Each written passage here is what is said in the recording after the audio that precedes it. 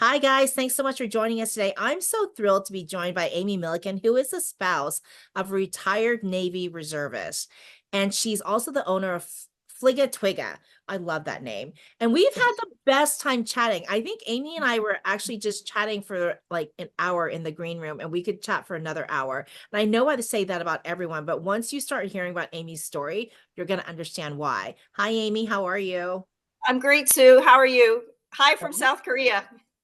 I mean, I think before we get started, I would love it if you could tell people a little bit about what you do, because I think that'll help set the stage for those who have not read your highlights.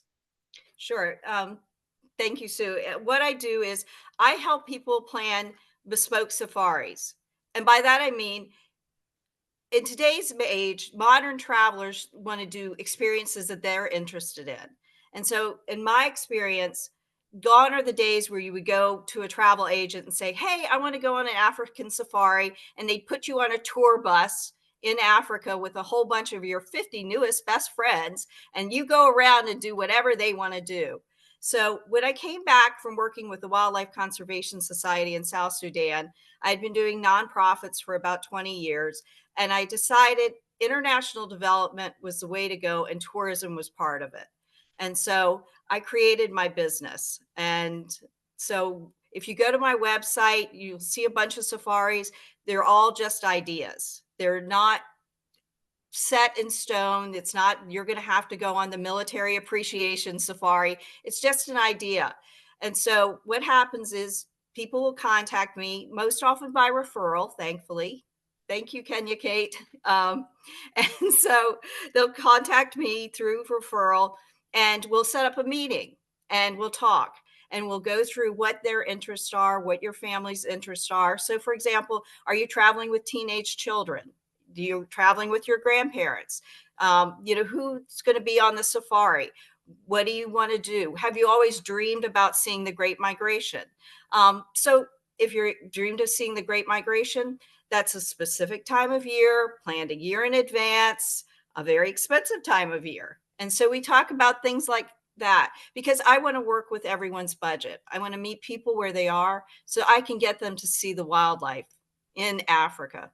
That's awesome. And I don't know if you guys missed it, but Amy just let you know that she's living in I'm sorry, South Korea. And you guys have been there for quite a while. And so I think before we get started on the questions I have about your career, I would Mhm. love if you could just go over what it means to be a digital nomad, because um, I don't know that that's a term that a lot of people understand. And I mean, I certainly think a lot of our people are active duty spouses, but I think this is something, you and I were talking about how this is something that you should think about while you're on active duty, because at some point everyone's gonna have to transition. And so you might find yourself in the situation where you are a digital nomad to help maintain your career overseas. So Amy, can you tell us a little bit about what that means? That's a great question. So, when I started my business in 2014, I didn't even know what the term meant. And so, what it means is I can work from anywhere. As long as I have computer access, I can do it any job working from remotely. In fact, most of my clients I will actually not know in real life. I will actually only meet them through the internet. And groups like the National Military Spouse Network are crucial to people like me who are being digital nomads because we need to be keeping our online presence, getting outreach through the internet. And in 2024, it's just the best way to go. No, that's awesome, because we were talking about like the different countries that offer digital nomad visas, et cetera. Mhm. So you could really work from anywhere. So back to Fliga Twiga though, your business to me is incredibly exciting and really, really niche. I can't even imagine what kind of research you had to do to help develop your business plan. Can you walk us through it a little bit? Sure. When I decided to start my business, I went to the Small Business Administration and I was given a banker. He had been a banker for 50 years and I was really disappointed. I thought, great, I've been given this old guy. He could barely work his flip phone. I kid you not. But he was spot on. He helped me do the research. He knew what to look into. And so the first thing I did is I looked at the state of the modern safari industry. Where was it headed? What was it doing? And the first thing I found out was people were being sent on these prepackaged tours, and it was becoming a very outdated model.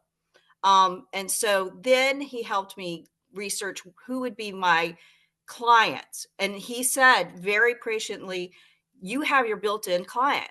You are an adventurous military spouse. You've gone off to work in South Sudan. You have a military base of clients that will want to go and be adventurous.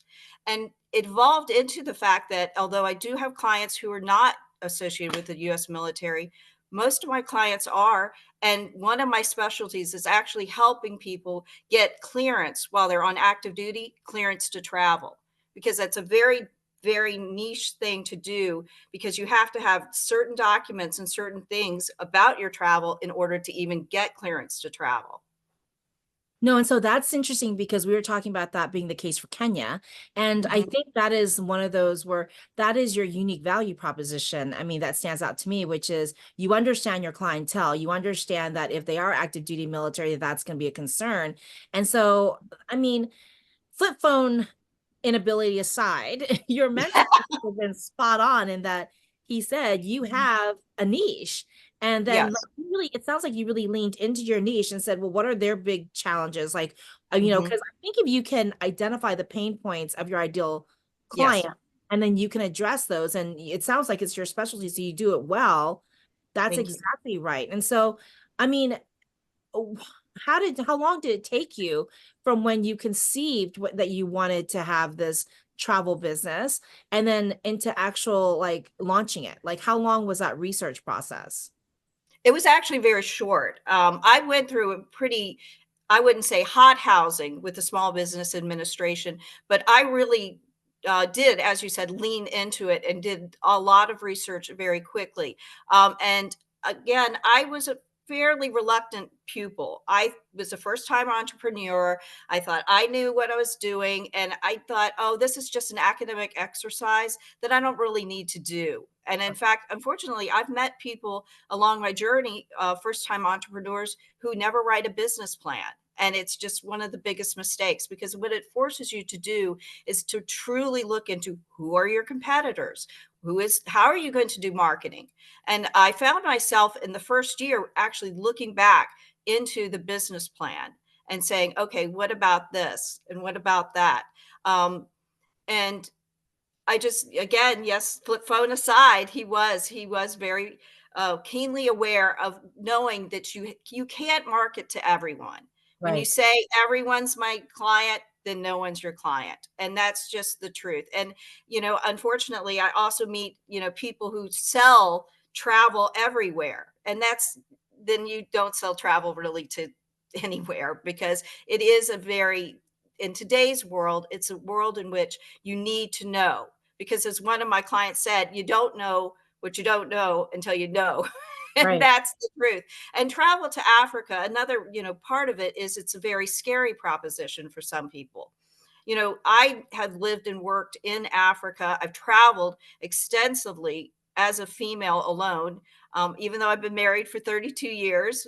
When my husband was on active duty recall, I took advantage of opportunities to go and live and work in Africa. And it's security is a very big deal for people, and how safe is it and what's going on, and keeping abreast of what it takes to get clearance to travel to certain places is one of the things that I do. So I love that you said that you don't know what you don't know until you know it. And so Mhm. I feel like that must be part of your business plan was that iteration, that constant iteration, because like even though you have a business plan, it's not meant to be evergreen. So like when you learn something new, then you incorporate that into your business plan and it adapts, right? And it Yes. grows. And so I think that's really important for people to understand that when Amy says have a business plan, Amy doesn't say have a business plan, follow it and only it. Oh, no, no, no, no, no. If, for example, when I look back at my business plan, because I had an opportunity to actually meet one of the three safari companies that I said would be my competition. And I, had a chance to talk with them and say, okay, what are you doing now? And, they were very kind, and So it is something that needs to grow, that the business plan, things change. Um, for example, COVID, that threw a lot of my business plan out of the window, because, for example, South Africa was hit by the South African variant. And so, I had to look, okay, what's the recovery going to be? And unfortunately, during COVID, a lot of businesses went out of business, and I had to create new relationships. And I never expected to be going to, for example, virtual travel shows. And they've just come out of COVID as the way to go. I mean, I don't have to fly to Cape Town now to go meet people. There's a show coming up again this year. It's called Our Africa Travel. And I meet with 40 different suppliers and get to talk with them, and I keep abreast. And it's just, that's something that in 2014 I could never have written into my business plan, that I'd be Right. going to virtual travel shows. Exactly. You don't know what you don't know until you know it. I love Yep. that. And actually, this is a really great segue to my next question, which is, having done business internationally for so long, can you share what you think are the most challenging and rewarding things? Sure. And the most challenging is the time zone difference because I'm a night owl. And so when I'm working with clients on the East Coast of the United States, it's like, well, what time do you really want to meet? But for me, it's actually living in Korea and being on Korea's standard time. It's really helped because I can be up in my morning working with clients in the United States, answering their questions, having virtual meetings, and then by the time my in-country partners, who are 7 hours ahead on Central Africa time, I have done all the prep work, and then they're starting their day, and I can roll right in to help. This is, they're 8 a.m., 9 a.m. I'm prepared for what I need from them, and then they start working, and then the next day, the process goes on over again. I love that. And then I think that it's just fascinating to me that you live in Asia, you work in Africa, but you're American, right?